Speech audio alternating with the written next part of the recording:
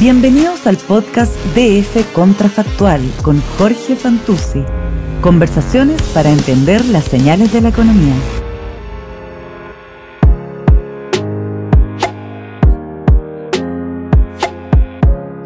Hola, ¿cómo están? Esto es Contrafactual, el podcast que hacemos para darle una mirada alternativa a la economía. Este podcast que desde esta nueva temporada hacemos en el Diario Financiero.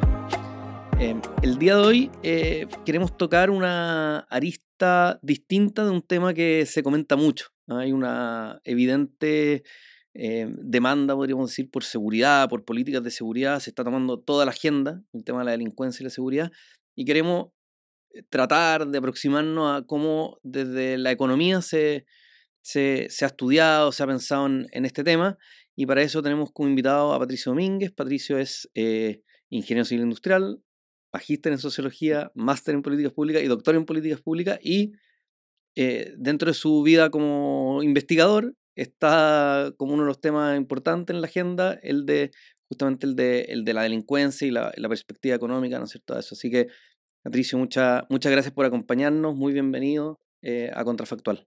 Muchas gracias por la invitación, feliz de estar acá.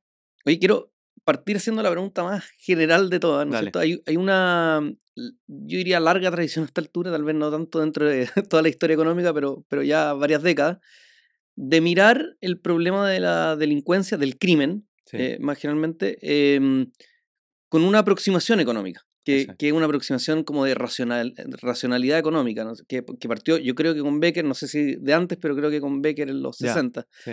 No sé si nos puedes contar un poco en qué consiste ver esta aproximación de la economía al problema de la delincuencia o del crimen. Ese es un buen punto de partida, porque, a ver, el paper de Becker, que imagino que el que te referís, que es sobre el crimen y el castigo, Uh-huh. así se llama en castellano, del año 68, cuando él lo escribió, creo que se fue un verano a la Universidad de Los Ángeles, donde lo sacó, Uh-huh. la Universidad de California en Los Ángeles. Y ese es un paper bien interesante, porque era un tema en el que no participaban los economistas. Como Hasta muchas cosas que hacía Becker.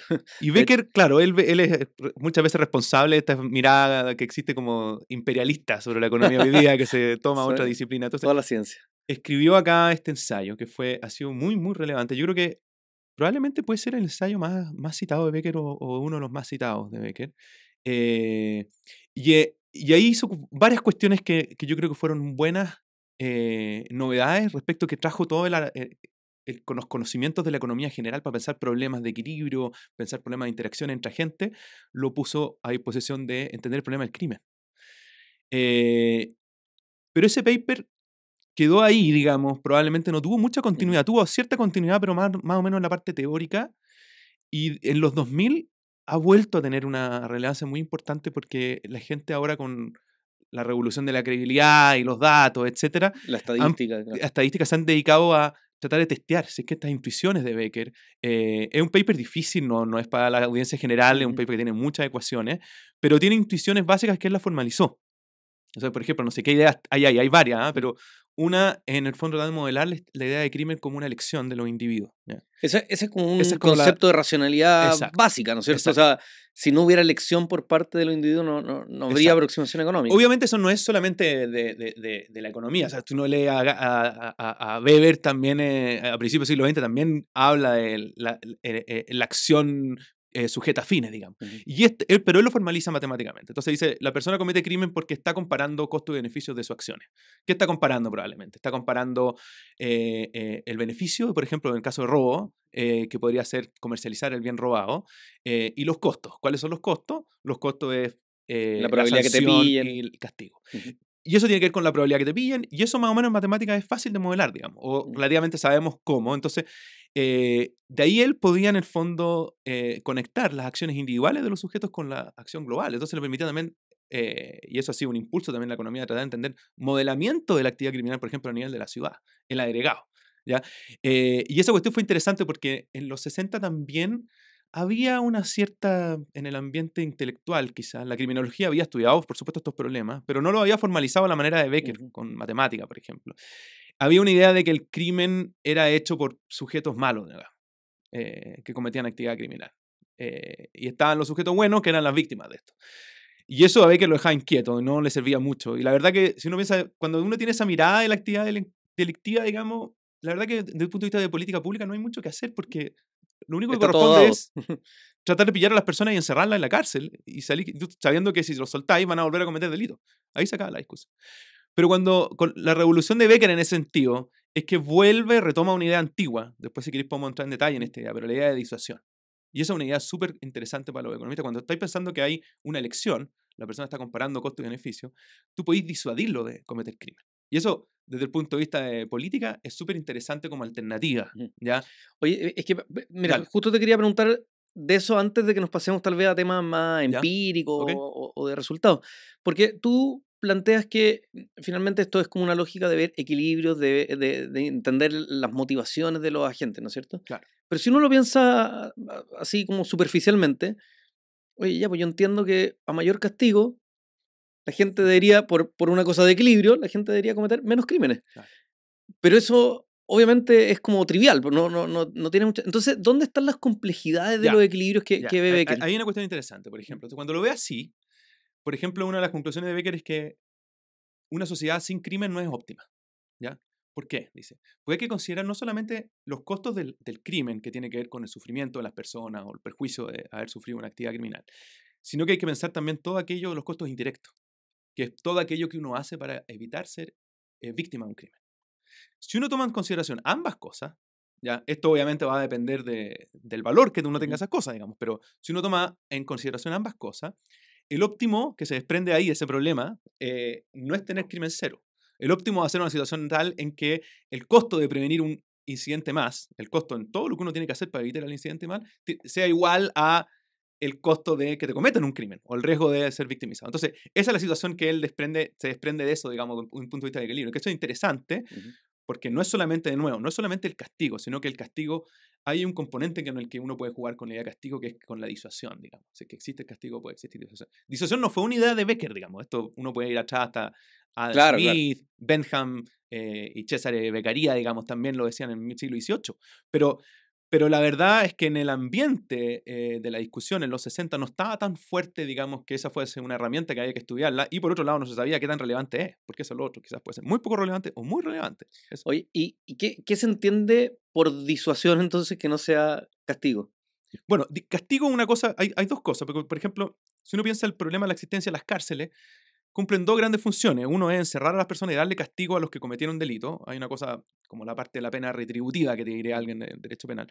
Pero también está la idea de evitar que la gente sepa Claro. que Esa es la si es que parte comete disuasoria. algo, esa es la parte disuasiva. Entonces, uno, digamos, eso inhibe a uno de cierto comportamiento criminal por la probabilidad de que te castiguen. ¿Ya? Por el hecho de que exista esa amenaza tiene que existir para que uno se sienta inhibido, digamos. Claro, pero... En el mundo en que hay bueno y malo, Ujú. la verdad que no existe disuasión. Ya, Claro, porque la gente comete el crimen porque porque es tiene una malo. tendencia a la maldad, digamos, Mm. nomás. Pero si pensamos que las personas, todos somos sujetos, digamos, de cometer quizás delito en algún momento, y todos somos sujetos eventualmente de ser víctimas, hay una elección ahí. Entonces, si que hay elección, la disuasión puede tener sentido Ya, como pero herramienta. la disuasión es difícil de separar del castigo, porque básicamente es disuasorio porque existe la Porque esperanza de castigo, ¿no es exacto, cierto? claro. Entonces, tal vez ahora pasándonos sí ¿Ya? Vamos. a tema empírico, eh, eh, y de nuevo, dentro de la lógica de lo trivial versus como lo profundo del modelo. Bueno, ¿qué se puede hacer, por ejemplo, respecto de, o sea, como medidas disuasivas? Bueno, vemos que aumenta algún tipo de crimen y al tiro uno ve como este populismo penal, como le llaman en las columnas, ¿no es cierto? Claro. De decir, oye, bueno, sumamos las penas. Hay, eh, ti- ¿Cuánto tiene sentido eso y cuánto no? ¿Qué se ha estudiado al Bueno, respecto? por eso es interesante lo de Becker, porque te dice, pon en la balanza también todo lo que tú haces para disminuir el crimen como un costo también. Y como un costo en el sentido amplio del término, no solamente monetario, sino que como esos recursos se podrían destinar a otra cosa. ¿Cachai? Entonces, cuando la gente dice simplemente hay que aumentar las penas, claro, eventualmente tú puedes tener el beneficio de que se inhiban ciertos comportamientos criminales, todos nos vamos a beneficiar de eso, pero la pregunta es a qué costo quería hacer eso. Y quizás hay otras alternativas en las que uno podría gastar esos recursos que también inhibirían la actividad criminal. Pensemos, por ejemplo, Eso. largo plazo. ¿Ya? Si tú decís, vale la pena triplicar la capacidad carcelaria que tiene Chile, digamos, para encerrar por más tiempo a todos los que cometen delitos, o quizá en el Más largo gente. plazo, más gente, etcétera, o quizá lo que nos conviene es invertir en política para que las personas, digamos, no se sientan persuadidas por participar de la actividad criminal, digamos. O sea, eliminar esos incentivos. Y hay otra cosa que también se desprende del modelo Becker, es que no solamente está la parte como de el castigo, sino que también los incentivos por otro lado. Porque él pone como el costo-oportunidad en esta comparación de costo-beneficio que hace. También el costo alternativo, que es, por ejemplo, dedicarse a otro tipo de actividad, en O que sea, puede si, recibir beneficios mayores. para decirlo un poco caricaturescamente, pero si uno profundiza el mercado laboral, lo Por hace más, ejemplo, claro, el costo-oportunidad de del cometer el delito. delito es más alto, que uno Exacto. tiene una mejor opción. Exacto, entonces esto uno lo puede pensar desde el punto de vista, los economistas tendemos a pensar en esas dos cosas, digamos, el garrote o la zanahoria, digamos, cualquiera de las dos cosas podrían inhibir a la persona de evitar cometer esto, entonces eso también uno lo puede pensar. Entonces no solamente, la pregunta es a qué nivel uno quiere poner, evidentemente que si uno elimina la presencia de la cárcel, quizá se queda sin la herramienta disuasiva por definición, digamos, pero también hasta qué nivel uno tiene que tener la cárcel. Por ejemplo, esta es una cuestión que se ha discutido mucho en Estados Unidos. ¿Ya? Déjame ponerte rápidamente algunos números. Estados Unidos en los años 70 tenía 100 personas en la cárcel por cada 100.000 habitantes, que es la manera en que se mide más o menos esto en términos internacionales. Similar a Europa, ¿ya? 100 cada 100.000. En los años 80 existió una ola de crimen en Estados Unidos. Todavía estamos entendiendo, digamos, cuáles fueron ¿Qué todas sus pasó? causas, digamos, pero hubo una ola en los años finales de los 70 y los 80, y eso generó una verdadera ola, una frenética de endurecer las penas. ¿Ya? Y endurecer las penas incluso por delitos menores. ¿Ya? ¿Qué significó esto en la práctica? La verdad que en la práctica el efecto en el crimen está por discutir, digamos, cuánto efectivo fue eso en términos de reducir el crimen. Y lo que está súper claro es que esto significó que aumentó la proporción de gente encerrada en las cárceles a 700, de 100 a 700. Aumentó 7 veces. ¿Ya? Europa no tuvo ese aumento. Europa siguió en 100 esos años. ¿Ya? Así que uno quiere tener una comparación ahí. Entonces, y esto sí es un costo enorme en Estados Unidos. Además, uno le puede meter la variable como de equidad, porque tampoco, no es que cualquier persona entró a la cárcel. Esto se terminó en la práctica en que ciertos grupos No, y tenían además mayor con la probabilidad. trayectoria de las personas que terminaron presas, o sea, la trayectoria, digo, laboral, o sea, y Tal también hay cual. un tema social más allá de eso, o sea, no sé, reincidencia. ¿Ah? Que tal Exacto. vez es un tema que podría ser interesante también que nos cuentes como la perspectiva empírica, pero la persona entra a la cárcel, imagina una persona joven que entró a la cárcel por, no sé, por un tema menor, Claro. robo venta de CDs pirateados, ¿ah? Imagínate. Sí, sí, sí. Y bueno, y toda su trayectoria después vital, digamos, ¿ah? Biográfica, La marcaste para la marcaste siempre. para siempre. Exacto. Entonces, ¿qué hay como de aprendizaje respecto de la reincidencia en crimen? ¿Cómo evitar la reincidencia? ¿Cómo? Bueno, esta es una cuestión que se discute mucho, si es que la cárcel, y la gente cuando piensa en penas alternativas, piensa en este problema, pues que la cárcel cuánto tiene de componente que le llaman criminogénico, o sea, como que uno adquiere capital criminal, Sí. en oposición a en que hay disuasión específica que se le llama en ese caso, Hay que la un paper muy experiencia, bueno en Perú a sobre ver, el narcotráfico, ahora que me estoy el de acordando. la Sí, Mika Swiatsky, claro, ese, sí, sí, claro, sí, claro, claro, es un paper fascinante, ella sí. estudia que fue cuando los precios de la Subieron, cocaína se exactamente. suben, aumenta los incentivos a las actividades a producir coca, y los jóvenes que crecieron en ese ambiente tienen una mayor Adquirieron, probabilidad adquirieron sí, capital humano específico para para, el tráfico para el de tráfico. cocaína. Sí, Exacto. increíble, Es increíble. impresionante ese Sí. paper. Que bueno, de nuevo, está Becker detrás de eso, ¿cierto? O sea, está mostrando eso, pero ahora pensando como en las trayectorias vitales de las personas. Ujú. Y esta cuestión tiene un costo enorme. Imagínate, en Estados Unidos, el, si uno busca entre los hombres de entre 18 y 65 años, ¿ya? El 2% de la población más o menos está encarcelado, en cárceles de condado. Es altísima la cifra. Y si después uno busca a los negros no hispanos, ese número sube al 8%. ¿Ya? Digamos, a nivel de stock. De esa torta, digo.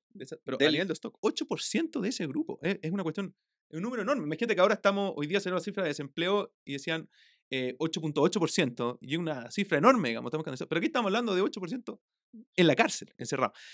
Y hay cálculos donde la probabilidad de servir tiempo en la cárcel, de pasar tiempo en la cárcel, en la vida, para ese grupo también es cercana al 30%. O sea, fue, o digamos, sea, razonable la ese probabilidad aumento de que la... una familia, digamos familia, un grupo familiar Tengo un pariente, por ejemplo. negro, no latino, tenga un pariente o esté marcada Es altísima. la Uno de cárcel es cada muy 3 alta. es altísima. Entonces, la pregunta es, entonces tú decís, bueno, probablemente ese aumento de la población carcelaria de 100 a 700 cada 100.000 habitantes debe haber tenido, debe haber significado ciertas mejoras en reducción del crimen de las que se benefició el resto de la población. La pregunta es a qué costo.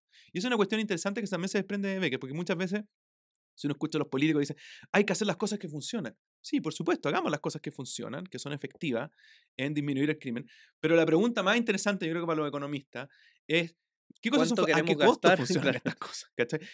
¿Qué tan valioso es eso? Porque ahí tenemos que comparar, echar a competir las distintas opciones. Si no tenemos una opción para disminuir el crimen, esto se puede hacer o con presencia policial, o con modificando las penas, o informando mejor a la gente, o mejorando la alternativa en educación, en el mercado laboral, etc. O sea, hay un menú de cuestiones. El crimen no cambia, no aumenta o sube por una razón, sube por múltiples razones. Es muy difícil modelarlo esto. Entonces, uno tiene que tener como un pool de una enorme gama de alternativas para poder lidiar con esto. No basta con una.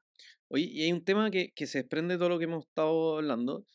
Hasta ahora hemos hablado mucho de la perspectiva económica Sí, del crimen que ¿no? implica elección, ¿no es cierto? exacto. Implica reconocer beneficios, costos, pero también hay, y que probablemente se complementa más que se sustituye, también hay una mirada de decir, bueno, cuáles son los determinantes eh, sociodemográficos, Ya, podríamos decir, del crimen, ¿no es cierto? Probablemente interactúa con la explicación anterior, pero también hay una cosa, como decís tú, de origen.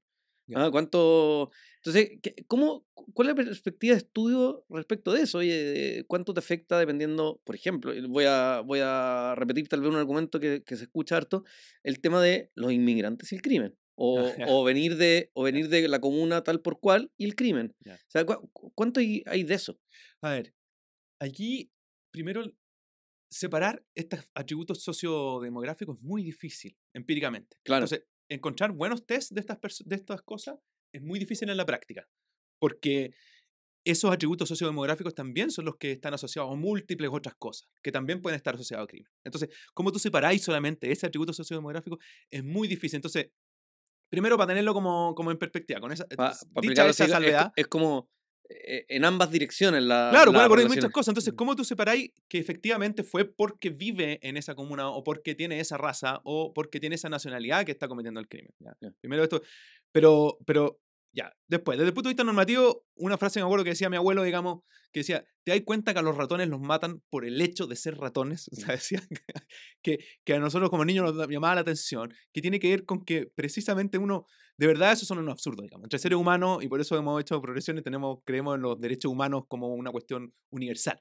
No, entonces, el hecho de tener una etiqueta, digamos, no te puede hacer culpable. Y eso el derecho penal, siempre lo ha entendido y existen herramientas con las que se protegen eso. O sea, en las democracias liberales, obviamente, pero existe la presunción de inocencia, por ejemplo, y tiene ciertas componentes, el derecho a una defensa, por ejemplo, no es cualquier cosa. No basta con que uno haya cometido un delito para que te metan preso. Hay ciertas garantías igual que tienen que asegurarse que es parte como de la manera en que hemos encontrado que es razonable vivir en una democracia. Entonces, esa cuestión hay que tenerla clara. Ya, ahora, tratando de ir a tu punto, efectivamente, hay personas que han tratado de entender estos efectos determinantes, ¿ya?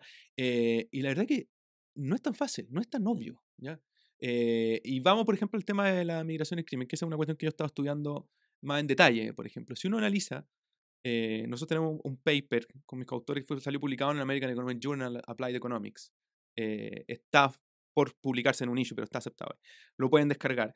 Si uno mira el periodo entre el 2008 y el 2017, ¿ya? La migración en Chile se cuadruplicó, ¿ya? Que yo creo que la migración ha sido el cambio sociodemográfico más importante en Chile en los últimos años. Eso probablemente nadie lo va a discutir. Y si uno dice, mira, ok, hagamos la siguiente pregunta, hagamos el siguiente test. Las comunas donde llegaron más migrantes, ¿tuvieron un aumento en el crimen desproporcionado en función a la cantidad de personas que llegaron? Y la verdad es que si uno testea esa cuestión, nosotros lo hicimos con la encuesta de NUS, que tiene la ventaja que es una encuesta a nivel de hogar. Entonces la gente prácticamente reporta todos los delitos Esa que es le la que en ocurrieron. el diario sale como la La victimización. victimización, Ya, claro. perfecto. Es que después te voy a explicar la diferencia entre el reporte carabinero y la NUS, pero en la NUS te preguntan a ti. Entonces tiene muchos menos problemas de reporte que otras formas de medir el crimen. Y la verdad que no encontramos ninguna diferencia significativa, ¿ya? Entre lugares donde no llegaron migrantes prácticamente y donde llegaron muchos migrantes A nivel como de comuna. a nivel de comuna, Ya. ¿ya? Pero, esto es interesante, que a su vez en esa Hay encuesta, como un tema como de origen-destino en el crimen también, po, ¿no? sí, nosotros esto lo hacemos causalmente, digamos. Tratamos de Eh, identificar, tenemos un instrumento para poder limpiar y ya, separar específicamente ese aumento que tiene que ver, como más o menos que le llamamos economista exógeno de ya. la migración. En cambio, en que solamente pensamos el efecto específico o parcial de la migración, no otras cosas que están mezcladas. Ya. Ahí no encontramos nada significativo, ya, estadísticamente significativo. Pero si miramos ahora preguntas de las percepciones de la gente, si es que la gente cree que está más peligroso todo, que más, tiene más temor, etcétera, ahí sí encontramos efectos. O sea, la migración sí gatilla sentimientos de temor en las personas, pese a que no gatilla cambios que al menos son estadísticamente significativos en el punto de en la victimización general, el riesgo de victimización real, digamos. Entonces, efectivamente, y esto en Europa, por ejemplo, se ha estudiado que la migración ha gatillado, por ejemplo, menor propensión al gasto público. Hay otras cosas que también gatillan a las personas que reflejan donde expresan esa aversión quizá al migrante, digamos. Y en Chile hemos estado en ese fenómeno. Ahora último, ha habido muchos episodios de alta connotación pública en que se ha identificado que el principal sospechoso es un inmigrante. Entonces hoy día, naturalmente, la gente lo está asociando, pero hay que tener cuidado en esta cuestión porque no vaya a ser que La vamos a hacer lo que decía mi casuística, abuelo, digamos, que estamos claro. matando a los ratones por el hecho de ser ratones, sino hay que...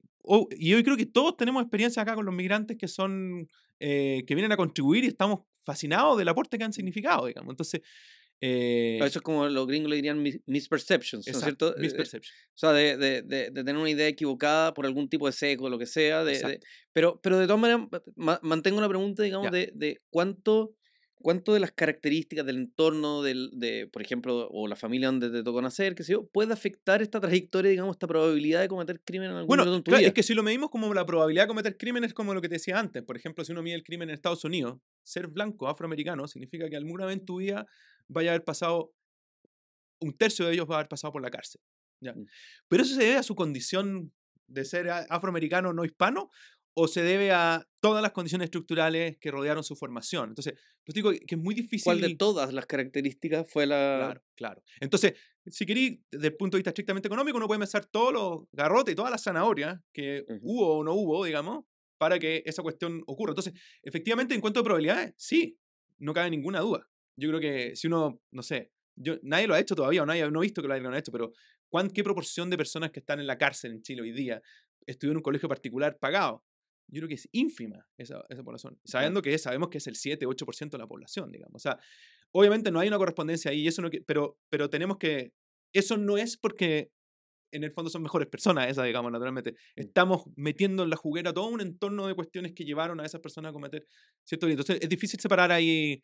Entre beneficios, costos y claro, trayectoria. claro, claro. Claro, pero es que además se afectan. Pues son una persona, lo que hablamos de los costos de oportunidad, tal vez el costo de oportunidad de una persona que nació en tal o cual lado, que tuvo tal o Exacto. cual otra oportunidad, va a ser distinto y por lo tanto sus probabilidades o su Como lo decisión que hablábamos, racional de cometer un el, crimen es distinta. como el paper de Biaski en Perú, Mm. digamos. Si te formaste en un periodo en que el precio de la coca era alto, tuviste mayor propensión a haber Exacto. trabajado en el mercado de la coca, en el mercado ilegal, y a futuro eso se tradujo en que tú me involucraste incluso en otras actividades ilegales, digamos, ¿ya? Otras actividades delictivas, no solamente el negocio de la coca. Entonces, yo creo que ahí eso obviamente afectó, marcó su trayectoria vital, porque ¿cuál era la alternativa de esa persona quizás? Mm. Haber estado estudiando, invertir Estudiar. en su capital humano, como Mm. diría Becker quizás, ¿no? Claro. Yo no sé. Oye, para ir cerrando, Ya. te quiero hacer una pregunta respecto de. Sinceramente no sé la respuesta, no sé ¿Ya? si tal vez estoy preguntando algo Está que bien. es un absurdo, pero respecto de los costos sociales del delito, no sé Ya. si hay Sí. alguna posibilidad como igual como se estima el costo social de la contaminación, Sí, que sí, sí, grabamos sí. hace poco un Exacto. podcast en ese sentido. Bueno, ¿cuáles son los costos sociales del delito? Tú decías, bueno, tenemos que tener una cárcel, ya, pero es que además tenemos que invertir en rehabilitación Sí. bueno, o persecución, o bueno, incluso legislación. Bueno, ¿hay alguna forma o alguien ha hecho el esfuerzo Sí, hay de mucho. tratar de medir esto? Hay una enorme discusión acá, Ujú. ¿ya? Y hay distintas estrategias para medir esto. Una, por ejemplo, es tratar de, que le llaman las estrategias bottom-up, que es tratar de contabilizar todas las cosas, donde se Así como gastan. las cuentas nacionales. Cuentas nacionales, ver cuánto cuesta, cuánto nos cuesta la fiscalía, la defensoría, las cárceles, carabineros, bla, bla, bla, y uno puede sumar todo eso desde gasto público. Uno también puede tener estimación del gasto privado, cuánto invierte la gente en seguridad, y eso obviamente es parte del costo social, ¿cierto? Y además el daño que tiene que ver con el crimen, con el hecho mismo del crimen, ¿ya? Ahí hay una controversia, digamos, que la gente dice si el robo en verdad entra en la fórmula del costo social porque es una transferencia. Es Ah, un chiste en todo caso, pero, ok, ok, ok. Sí. pero, pero en el fondo hay todas esas cosas, hay esfuerzo por contabilizar todas esas cosas, un esfuerzo como contable. Y otra manera también que viene como la economía ambiental, que se pregunta la disposición a pagar por reducir el delito. Y de ahí uno puede inferir cuánto en la población está. Por ejemplo, tengo un trabajo que hacemos eso en 6 países de América Latina. y comparamos cuánto, y le preguntamos a la gente cuánto estaría dispuesto en que el riesgo en que los homicidios disminuyan un 10%, en un Reparaciones 30%. compensatorias y todo eso. Ya, exactamente. Y Oye, ahí también se usa eso como una manera en que uno dice, bueno, voy a tratar de dilucidar ese valor que está en la gente respecto de todos los costos. Ya, pensemos que la gente es capaz de procesar todos esos costos y es tratar de dilucidar eso. Oye, y una Y hay cierta perspectiva más, comparación. más como estadística, tal vez estoy de Ya. nuevo diciendo una tontera o algo que se ha hecho muchas veces, pero algo así como de una perspectiva estadística. Por ejemplo, ¿cuánto cambia el PIB? ¿Cuánto cambia el crecimiento de los países de acuerdo a variaciones exógenas en Ya, hay su estimaciones. criminalidad? Lo que pasa es que la parte que no te alcanza a decir es que esto Ujú, tiene una enorme controversia. ¿Ya? ujú. Por ejemplo, hay un famoso paper de Hausman con... se me olvidó el nombre del coautor en el General Economic Perspective, dice, es un número mejor que ningún número, que él critica la evaluación contingente, como métrica de esto. O sea, no es claro tampoco, porque aquí uno tiene que tener una valoración del costo de la vida, por ejemplo, hay un montón de cuestiones, entonces ahí hay una discusión importante. Hay estimaciones de esto, también hay gente que lo estima como preferencia revelada del el gasto en seguridad, por ejemplo. A mí no parece. Yo estaba pensando que uno podría pensar, ya, uno podría hacer este ejercicio. Ahora se anunció 1.500 millones de dólares adicionales, ¿cierto? Para combatir el delito, Ujú. ¿ya? Eso representa un aumento de un tercio del gasto en seguridad, ¿ya? Es una cuestión bien inédita, o sea, ¿cuántas veces No, a un sector le dicen tenía un tercio más para gastar, digamos? Fíjate, y esa pregunta en salud o en educación, no sé. sí. Eh, un tercio. Bueno, uno lo puede relacionar con lo que ha pasado con los homicidios. Si los homicidios han aumentado un 40% si uno los compara con el año 2016, por ejemplo, 2017. Entonces, de ahí uno puede dilucidar, digamos, si es que quizá eso fue lo que tenían en perspectiva cuando llegaron a esa cifra de 1.500 Mm. millones, para poder contrarrestar, digamos, ese aumento que había establecido, que es, bueno, el crimen Como por que sea un antonomasia. aumento proporcional Más o menos, quizá, ¿o claro. no? Y de ahí uno podría sacar una valoración de cuánto creemos que nos perjudica la actividad criminal, digamos, a nivel de, por ejemplo, la parte pública, pero también, no sé, bueno, lo que gasta la gente en seguridad también uno Sí. podría... Que hay un tema que uno puede decir patrimonial, por ejemplo, el tema estadístico que yo te decía, el impacto sobre el PIB es patrimonial, es cuánto Exacto. crecemos, cuánto... Pero también hay un tema que tiene que ver con todas las explicaciones que tú estabas dando recién, el psicológico, el daño, o la muerte, ¿cuál es el costo de la muerte? Bueno, puede ser Exacto. cercano al infinito, ¿no es cierto? Entonces, Exacto. Es muy difícil. y eso no va a estar contabilizado en ningún tipo de métrica. Pero eso es importante que cuando pensamos estos problemas, tener en perspectiva eso. Cuando dicen, no, por ejemplo, hay gente que dice que el crimen no ha aumentado, pero es evidente que la sensación de temor ha aumentado. Si la sensación de temor ha aumentado, quizás eso sí ya es relevante porque la gente está tomando acciones respecto a la sensación de temor. O sea, a qué hora salgo en la noche, si le doy permiso o no a mi hijo para salir a cierta hora o no, para andar en la calle moviéndose solos o no. Y eso obviamente se implican costos que la gente está absorbiendo, digamos, por la actividad criminal, que en el escenario del mundo con menos crimen o una ciudad más segura, no nos tomaríamos, viviríamos sin eso. Entonces esas cuestiones, yo creo que por eso es importante no solamente mirar, obviamente, cómo cambian los volúmenes de la actividad criminal, si uno quiere, pero también la Las percepción de la trayectorias. gente sí importa en esto, porque la gente está asumiendo costos al respecto, está tomando decisiones en función de las percepciones, Y es no en una función de las... conversación que sabemos que está presente Absolutamente. en casi todas las relaciones hoy en día. Exacto, Sí, sí, sí. exacto, exacto. De hecho, hay un tema político que es súper interesante. Estamos a puertas de la elección de los Sí, consejeros constituyentes y todo gira en torno a la es seguridad. impresionante, sí. Los nombres de las listas, los slogans de los candidatos. O sea, es un tema que va a marcar tal vez la Ahí, constitución ahí, que se hay una escriba. cuestión importante Sí, que yo creo que, volviendo a lo de la economía, tiene mucho que aportar acá. sí, Como poner, que dice la pelota contra el piso ujú. y poner calma, poner números para que no se tomen cualquier decisión en función de un eventual rédito electoral, que quizás pero en la práctica no genera ningún beneficio. Mi crítica es a las políticas muy punitivas, por ejemplo, aumentar pena a crímenes severos, es poco costo efectivo, porque la verdad que si una persona va a salir a los 70 años de la cárcel, digamos, o a los 72, digamos, el costo para el resto de la sociedad, en cambio el riesgo de victimización es bajo, pero el costo de mantener 2 años más a la persona en la cárcel es altísimo. Entonces tenemos que pensar estas cuestiones desde esa perspectiva. ¿Cuánto nos estamos ahorrando, de verdad, versus cuánto estamos gastando, que podría gastarse en otra cosa? ¿Cuánto estamos disuadiendo? Eso Podríamos decir. adiendo. Sí, sí, sí. ¿Cierto? Oye, Patricio, te quiero dar las gracias por esta conversación. Yo siempre digo, además de entretenerme mucho, aprendí mucho, así que, Ya, qué así bueno. que espero que también todos los que nos escuchan lo hayan disfrutado tanto como lo disfruté yo. Así que Bueno, muchas gracias, muchas Sebastián. gracias. Muchas gracias. Nos veremos pronto. Oye, bueno, esto es Contrafactual, este podcast que hacemos para darle una mirada alternativa a la economía. En el día de hoy, una mirada alternativa, distinta al problema de la seguridad, de la delincuencia, del crimen. La mirada que la aproximación económica que hace ya varias décadas se le da a estos temas. Entonces, le damos las gracias por escucharnos y esperamos que nos sigan escuchando en un próximo capítulo.